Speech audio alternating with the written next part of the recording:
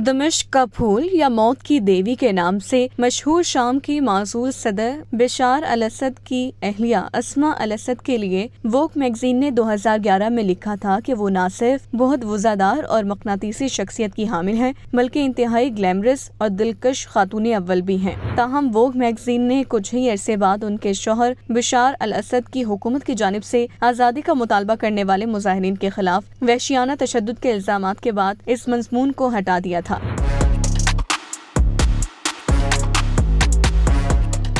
बरतानिया में शामी निजात खानदान में पैदा होने वाली अस्मा अल-खरास के वालिद फवाज अल-खरा माहिर अमराज़ क़ल्ब थे और एक प्राइवेट क्लिनिक में प्रैक्टिस करते थे। उनकी वालिदा सहर एक सिफारतकार थीं और लंदन में शामी सिफारत खाने में फर्स्ट सेक्रेटरी के तौर पर काम कर चुकी थीं।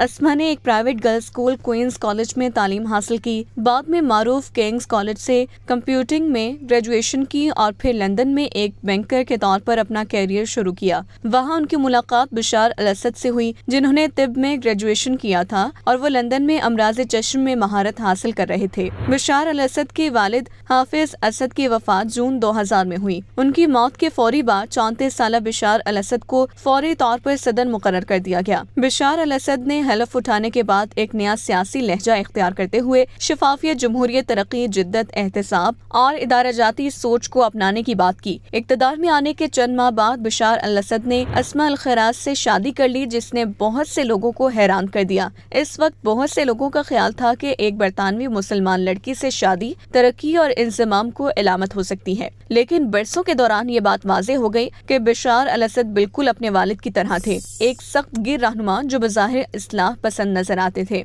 एक गुमनाम खानदानी जरिए ने मशवरा दिया कि बशार अल-असद ने अस्मा से शादी ये जानते हुए की कि वो शाम में एक जदीद चेहरा दिखाने में अनमोल साबित होंगी। ताहम खातून अव्वल के तौर पर अस्मा का नुक्ता नजर असद खानदान के अंदर कुशीदगी का बायस बना।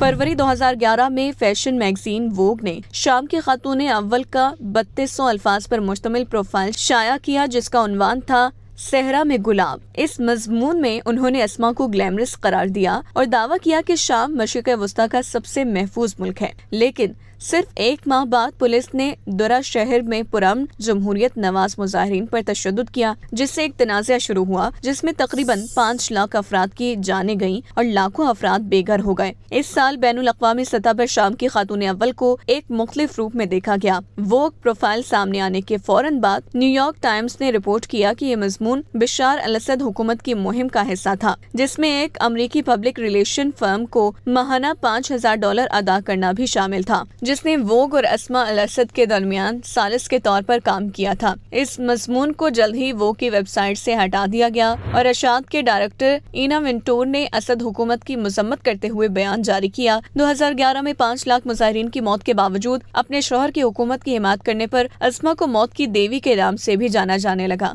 2012 में यूरोपीय यूनियन ने अस्मा पर पाबंदियां आयद करते हुए उनके सफर पर पाबंदी लगा दी और उनके असासे मुंजमद कर दिए, लेकिन अस्मा ने अपने शौहर की हिमायत में बयान जारी किए और इस बात को यकीनी बनाया कि वो तशद्दुद के मुतासरीन को तसल्ली देने के लिए वक्फ हैं। रूसी टेलीविजन के साथ अपने सन 2016 में इंटरव्यू में अस्मा ने कहा कि वो बेघर, जख्मियों, शामी फौजियों और जंग में हलाक होने वालों के खानदानों के लिए मदद का इंतजाम करने के लिए अपने ओहदे का इस्तेमाल कर रही हैं।